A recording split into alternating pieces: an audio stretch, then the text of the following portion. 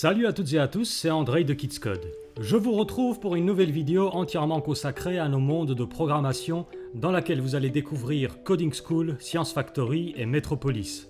C'est parti. Si vous ou vos élèves êtes débutants en matière de coding, il n'y a rien de mieux que de commencer par la carte Coding School. Vous trouverez à l'intérieur de celle-ci des dizaines d'exercices à difficulté variable, à commencer par les plus simples qui permettront à tous les utilisateurs de se familiariser avec le Kidsbot. Nos exercices sont en parfaite adéquation avec les programmes scolaires, en ce sens qu'ils permettent aux enfants de développer à leur rythme les compétences nécessaires pour aborder les aspects théoriques et pratiques de la programmation à un niveau plus avancé. Ainsi, les exercices qu'ils vont faire sur Kids Code concernent aussi bien le cycle 3 que le cycle 4. Chaque exercice est accompagné de consignes précises ou d'éléments instructifs qui permettent à l'enfant de mieux saisir des notions telles que l'algorithmie, les séquences d'instructions, les variables informatiques ou les structures alternatives. Mais avant d'en arriver là, l'enfant va démarrer en douceur avec des exercices simples, dans lesquels le Kidsbot devra être programmé pour aller d'un point A vers un point B. Si vous avez créé votre classe sur notre site web, et il y a un tutoriel vidéo à ce sujet sur notre chaîne YouTube, sachez que le suivi de compétences sera automatiquement activé sur les cartes de coding. Ainsi, vous pourrez suivre la progression de vos élèves simplement en cliquant sur le bouton Compétences à côté de leur nom et prénom. Cliquez ensuite sur une compétence validée ou en cours de validation pour connaître les détails de celle-ci. Par exemple, le nombre d'exercices qu'un élève devra réussir dans une catégorie bien précise afin de valider une compétence sur Kids Code. Naturellement, en tant qu'enseignant, vous êtes les mieux placés pour juger si un élève a validé ou non une compétence. Le suivi de compétences sur Kids Code est utilisé ici dans un but indicatif. Il est donc à prendre avec un certain recul.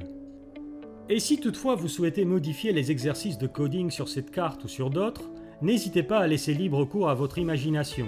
Pour peu que vous placiez un bloc A et un bloc B sur les zones d'exercice, le suivi de compétences restera actif pour chaque atelier. Passé cette introduction au coding sur Kids Code, rendez-vous sur Science Factory pour approfondir la notion de boucle. C'est également la carte idéale pour commencer à résoudre des problèmes plus complexes qu'il faudra décomposer en sous-problèmes afin de structurer un programme informatique. Autant de compétences nécessaires pour n'importe quel élève de collège qui prépare son épreuve de brevet. Science Factory est d'ailleurs une carte beaucoup plus théorique que la première, mais chaque atelier est accompagné de minimum un exercice de mise en situation afin de permettre aux enfants de mettre en pratique leurs acquis. Enfin, pour les experts du coding, prenez le chemin en direction de Metropolis, la carte coding qui vient boucler cette série d'apprentissages. Plusieurs dizaines d'exercices sont disposés à l'intérieur d'un immense gratte-ciel et combinent toutes les compétences nécessaires acquises jusque-là par les enfants, avec en plus des problèmes de logique, d'observation ou l'utilisation d'instructions conditionnelles. Cet immeuble est donc pensé comme un escape game gigantesque. Pour arriver au dernier niveau, et donc sortir du bâtiment afin de recevoir le badge de réussite, l'enfant devra résoudre les différents challenges conçus pour mettre son cerveau en ébullition. Tous les exercices présents sur cette carte peuvent être résolus à plusieurs.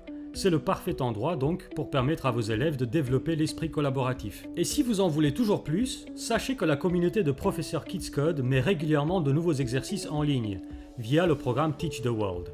Alors n'hésitez pas à faire un tour sur l'onglet Teach the World de votre launcher pour vous tenir au courant des dernières mises à jour. Voilà, c'est tout pour cette vidéo de présentation de quelques mondes de programmation. Sachez toutefois que de nombreux tutoriels coding existent sur notre chaîne YouTube, si toutefois vous décidez de vous lancer dans la création de contenu pour vos élèves et par extension pour les enfants du monde entier. Quant à moi, je vous retrouverai avec grand plaisir dans une prochaine vidéo.